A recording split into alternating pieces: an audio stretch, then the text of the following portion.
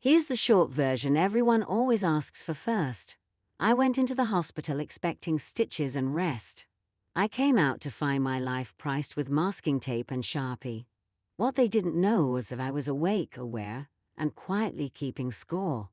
My name is Margaret Collins. I'm 68 years old, born and raised in Ohio, retired school librarian, widow of 11 years and, until recently, the kind of woman people describe as nice. The kind who apologizes when someone bumps into her. The kind who trusts family because that's what you're supposed to do. I'm telling this now because silence only protects the people who profit from it. Let me start at the beginning, before the hospital smell and the sound of strangers touching my things.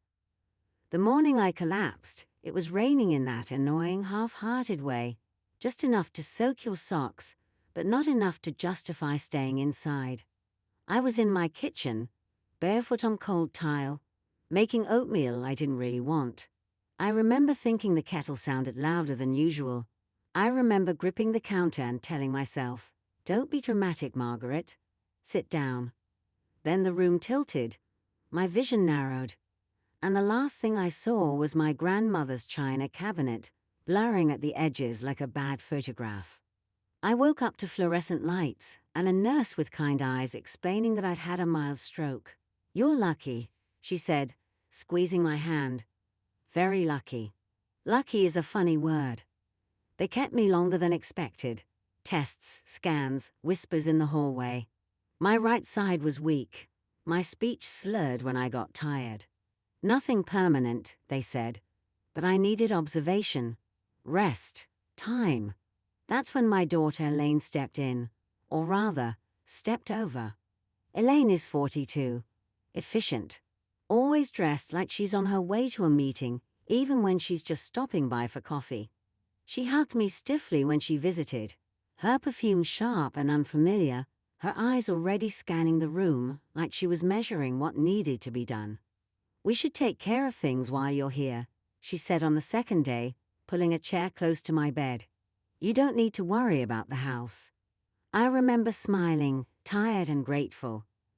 "That would be nice," I said. "Just water the plants. The fern by the window needs it every other day." She nodded too quickly. "Of course." My son David didn't come until the fourth day. He brought store-bought flowers, still wrapped in plastic, and kissed my forehead like I was already something fragile and distant. "Mom," he said, clearing his throat. "Elaine and I talked." That should have been my first real warning. Elaine and David rarely talked unless there was a problem to solve or a decision to make.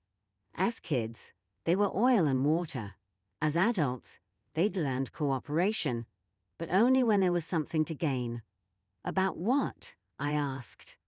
"The house," Elaine said smoothly, stepping in before David could finish.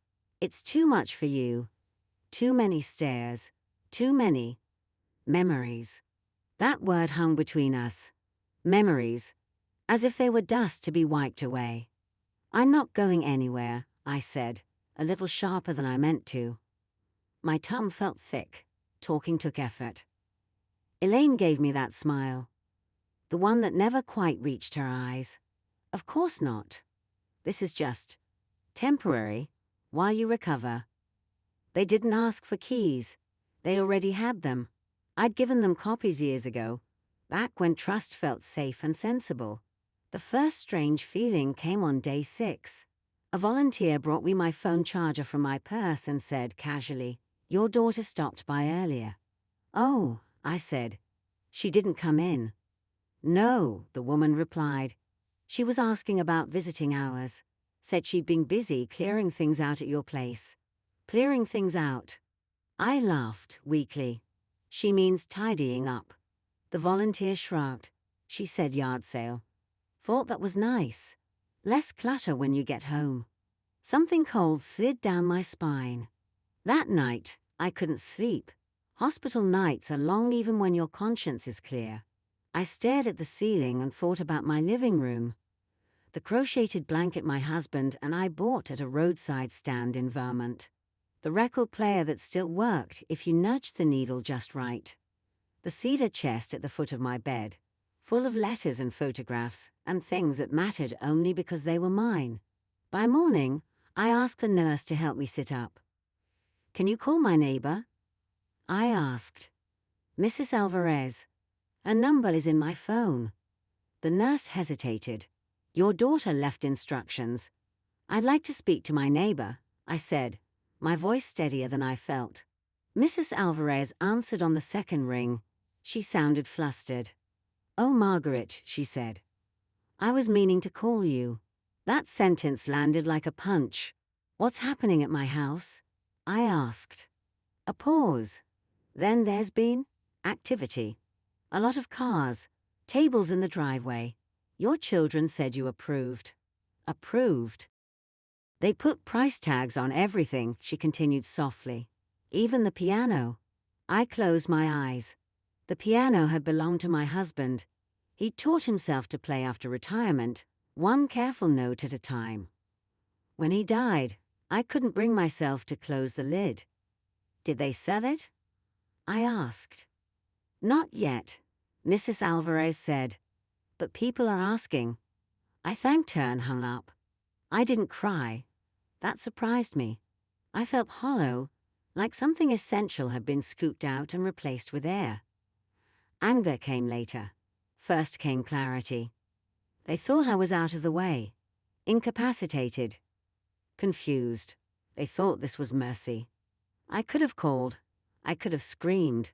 I could have demanded they stop. Instead, I did nothing. I lay in that hospital bed and imagined them walking through my house with strangers trailing behind, commenting on my life like it was a clearance rack.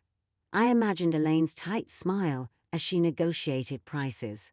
David's awkward laugh when someone asked about the china. I imagined them touching things they hadn't earned. And I let them, because somewhere between the IV drip and the beeping monitors, I realized something important. If people are willing to show you who they are, the least you can do is watch closely. When Elaine came the next afternoon, she was flushed and energized. "You should see the turnout," she said, dropping into the chair. "People love vintage stuff." "My stuff," I corrected. She waved a hand. "It's just things, Mom." I studied her face, the faint line between her brows, the way she avoided my eyes. "Did you sell the piano?" I asked. She hesitated, just a fraction of a second too long. "Not yet, but we will. It's bulky." I nodded. "Okay." That word surprised her. She blinked. "Okay. Yes," I said. "If that's what you think is best." David looked relieved when he heard. He always did hate conflict. "We're doing this for you," he said, as if rehearsed. I smiled at them both, a small, tired smile. I know. Inside, something hardened. They sold nearly everything over the next 3 days. Mrs. Alvarez kept me updated in hushed phone calls. The cedar chest went for $50, the china for $20, the record player for $10. My wedding album disappeared entirely. When I was discharged, Elaine picked me up. The car smelled like fast food and victory. "Home sweet home," she said brightly as we pulled into the driveway. The house was bare. Echoes where there used to be warmth. Light hitting empty spaces on the walls. Indentations in the carpet like ghost furniture. I stood there, leaning on my cane, and took it all in. "You did a good job," I said quietly. Elaine exhaled. "Thank you. I knew you'd understand." That night, alone in my stripped-down bedroom, I reached for the one thing they hadn't touched. The file folder hidden behind the furnace, the one labeled estate. They'd assumed I was helpless. They'd assumed wrong. And that was only the beginning. By the third night back in the house, I stopped flinching at the emptiness. At first, every sound felt louder. The refrigerator hum echoed like a complaint.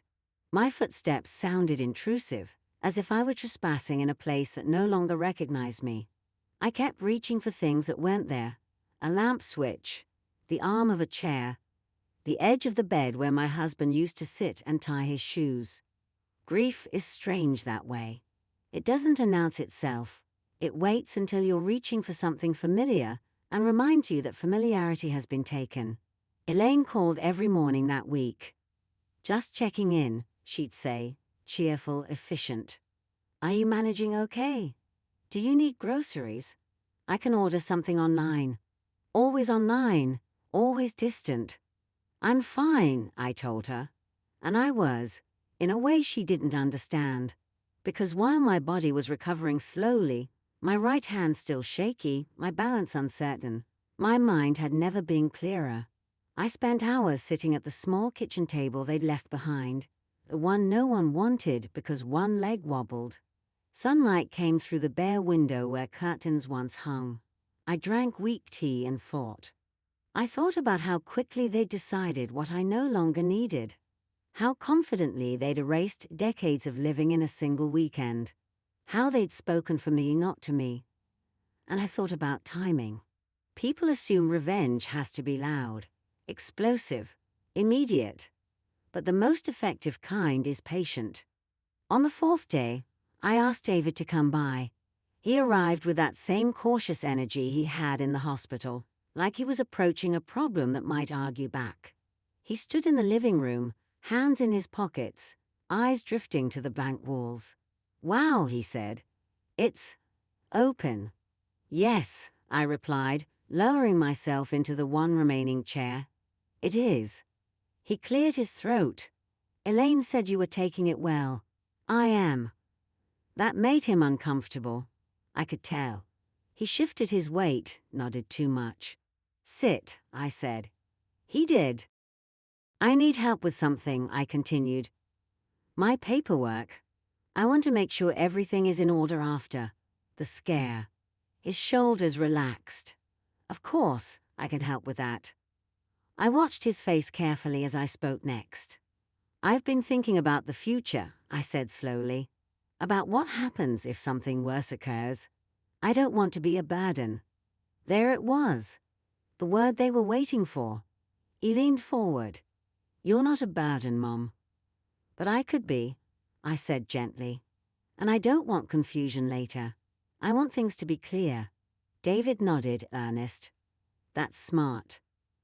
"I may need to update my will," I added. His eyes flickered. "Just for a second." "I want to make sure my wishes are respected," I said, meeting his gaze. "Especially after what happened." He swallowed. "Yeah, that makes sense. I'd like you and Elaine to be involved," I said. "So there are no misunderstandings." That did it. His posture changed completely. He smiled, relieved. "She'll appreciate that." I smiled back. That evening, after he left, I took out the file folder again. They had no idea how much I'd already prepared. My husband and I had updated our documents years before he died. Afterward, I'd revisited them, not because I'd planned to leave soon, but because librarians like things organized. I'd learned long ago that clarity is kindness, but clarity can also be a weapon. The next afternoon, Elaine came over with a notepad. "I made a list of things you might need," she said, setting it on the counter. "A new couch, a smaller bed. Maybe we should sell the house eventually. The market's good." I looked at the list. Everything was practical. Nothing was personal. "I've been thinking," I said, stirring soup that tasted like cardboard, "about moving." Her head snapped up. "Really?" "Yes," I said. "Somewhere simpler. Somewhere I don't have to worry about stairs or maintenance." She nodded eagerly. "That's exactly what I've been saying." "I know," I replied softly.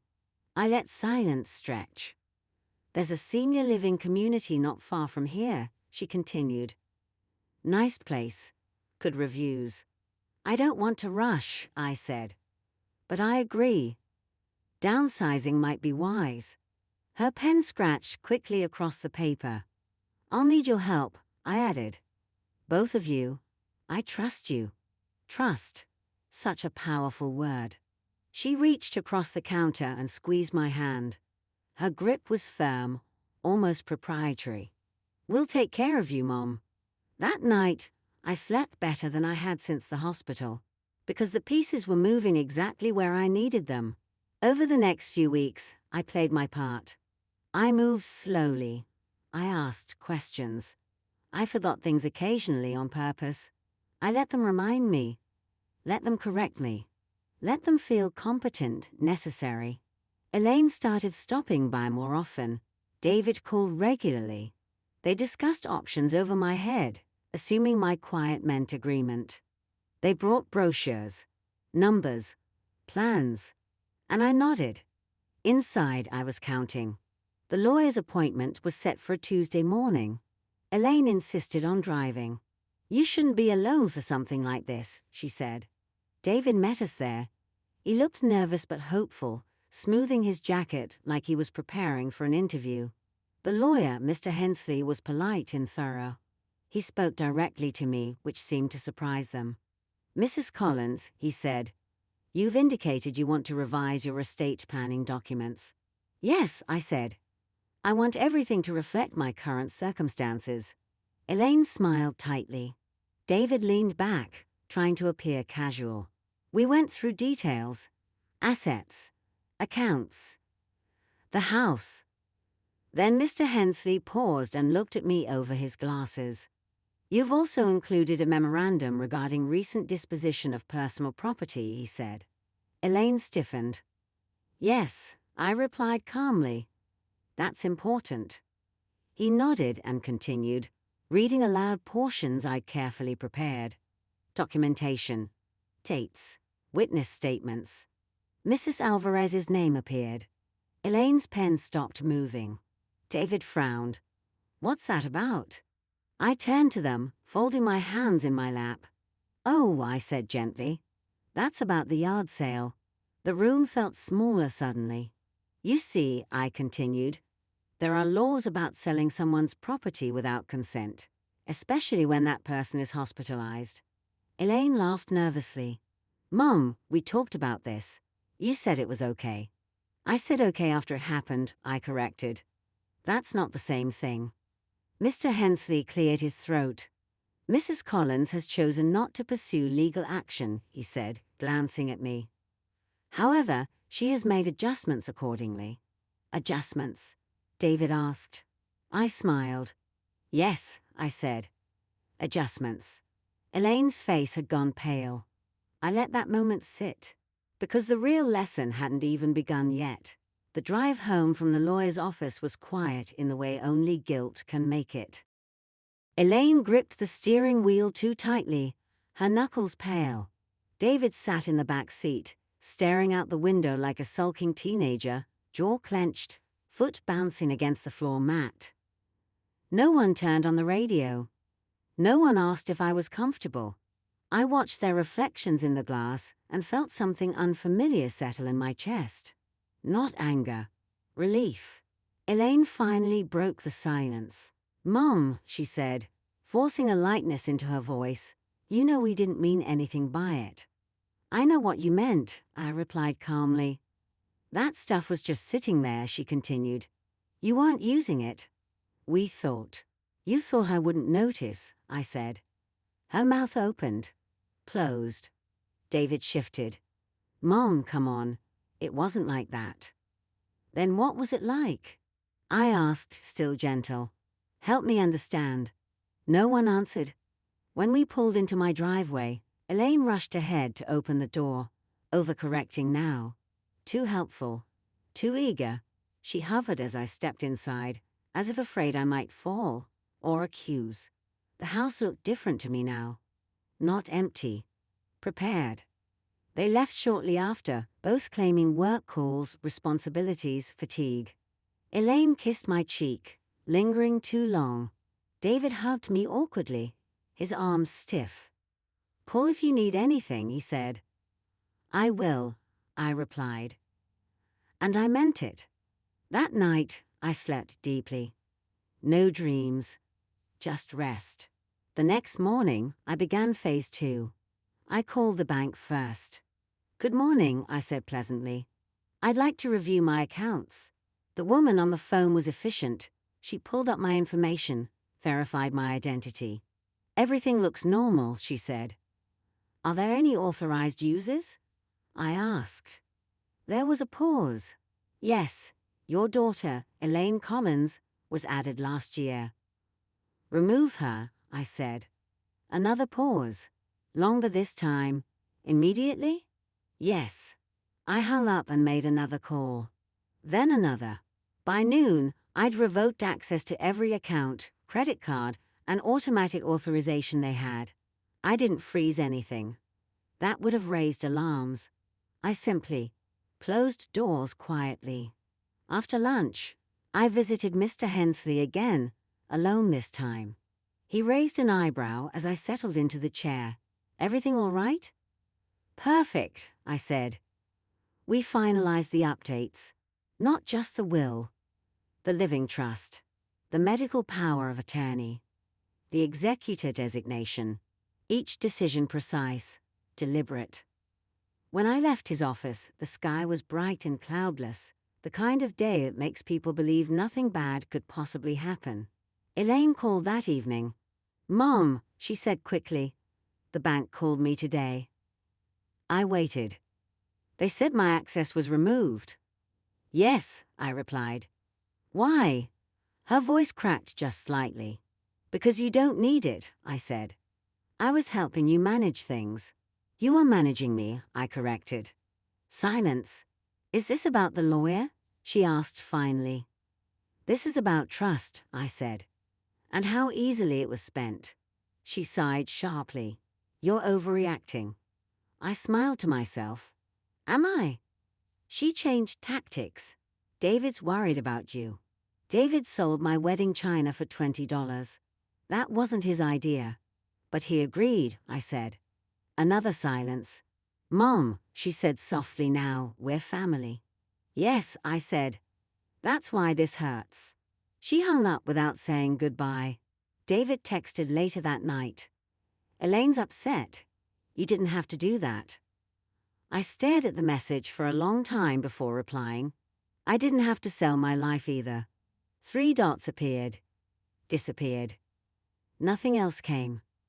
The following weeks were enlightening. Elaine stopped visiting unless she had a reason. David's calls became infrequent, shorter, strained.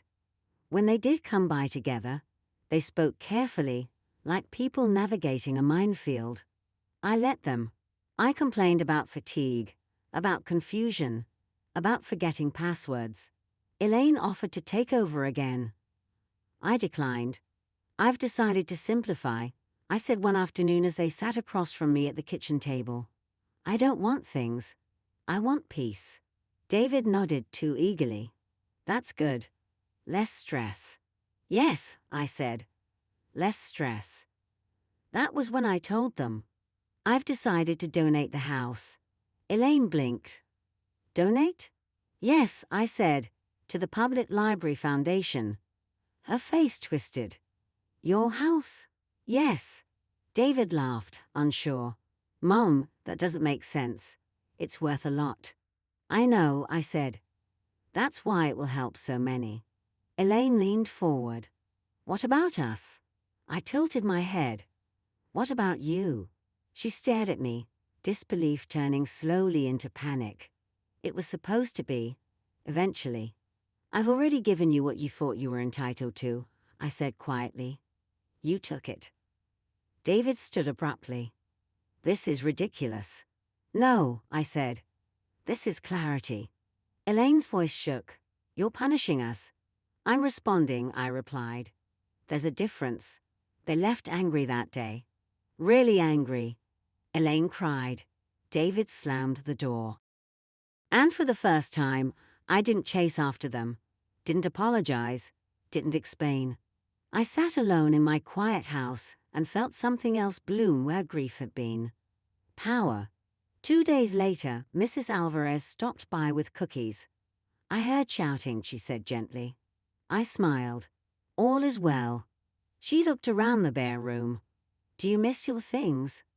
I thought for a moment. Some of them, I admitted. But not the illusion, I added. She squeezed my hand. That night, I opened my email. There was a message from Elaine. If you go through with this, Don't expect us to be there when you need help. I read it twice.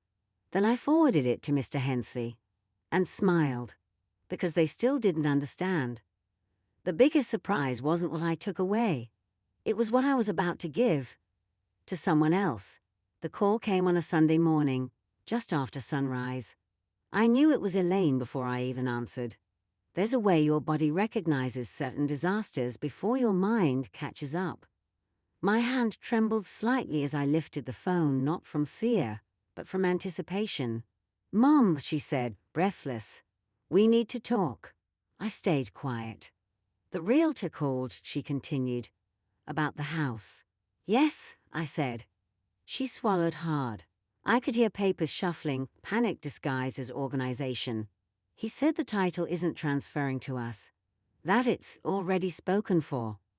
"That's right," I replied. David's voice broke in, louder than it needed to be. "You gave it away." "I donated it," I said calmly. "To a library." Elaine snapped. "A library, Mom?" "Yes." There was a long pause. Then David laughed, sharp and humorless. "You can't be serious." "I am," I said. "I signed the paperwork weeks ago." Elaine's voice dropped. "You did this to hurt us." I leaned back in my chair, looking at the morning light spilling across the empty floor where my piano once stood. "No," I said. "I did this because I finally saw the truth." "What truth?" David demanded. "That you didn't wait for me to die," I said softly. "You just waited for me to be inconvenient." Silence. I let it stretch, let it settle. "The house will be used for community programs," I continued. "Reading groups, adult literacy, children who don't have books at home." Elaine scoffed. "And what about us?" I smiled, though she couldn't see it. "You already took what you wanted." Her breathing grew ragged. "You're choosing strangers over your own children." "No," I corrected gently. "I'm choosing people who didn't sell my life while I was still living." David muttered something under his breath. "I've also made other arrangements," I added. Elaine's voice sharpened. "What arrangements?" "My care," I said. "My finances. My future." "What does that mean?" David asked. "It means," I said slowly, "that neither of you will ever have to worry about taking care of me." They both went quiet then. "You've been cut out," Elaine whispered. "Yes," I said, "but not out of spite." She laughed bitterly. "Then why?" "Because love without respect is just entitlement," I replied. The line went dead. I didn't hear from them for weeks after that. Not on my birthday. Not on Thanksgiving. And you know what surprised me the most? I was okay. The Library Foundation moved quickly. Volunteers came by to measure rooms, talk logistics. They treated me with a kindness that wasn't rushed or transactional. They asked permission before touching anything. They listened when I spoke. I moved into a small apartment nearby, sunlit, quiet, manageable. I brought only what I needed. A few clothes, a chair I liked, and one box Mrs. Alvarez had rescued for me before the yard sale, the letters from my husband, the photographs, the things that mattered. The rest was just stuff. One afternoon months later, I ran into Elaine at the grocery store. She looked older, tired, smaller somehow.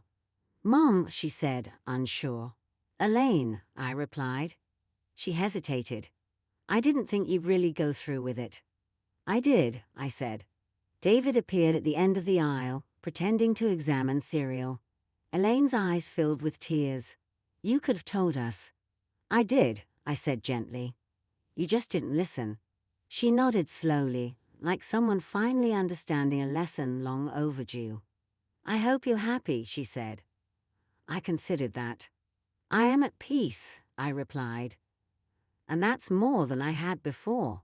I left her standing there. Sometimes people mistake forgiveness for access. They are not the same. These days I volunteer at the library housed in my old home. I watch children sit on the floor where my living room once was, turning pages with wonder. I hear laughter echo through halls that once held my silence. And when people ask if I regret letting my children sell my belongings while I was in the hospital, I tell them the truth. I didn't lose my life. I reclaimed it. And that was worth everything.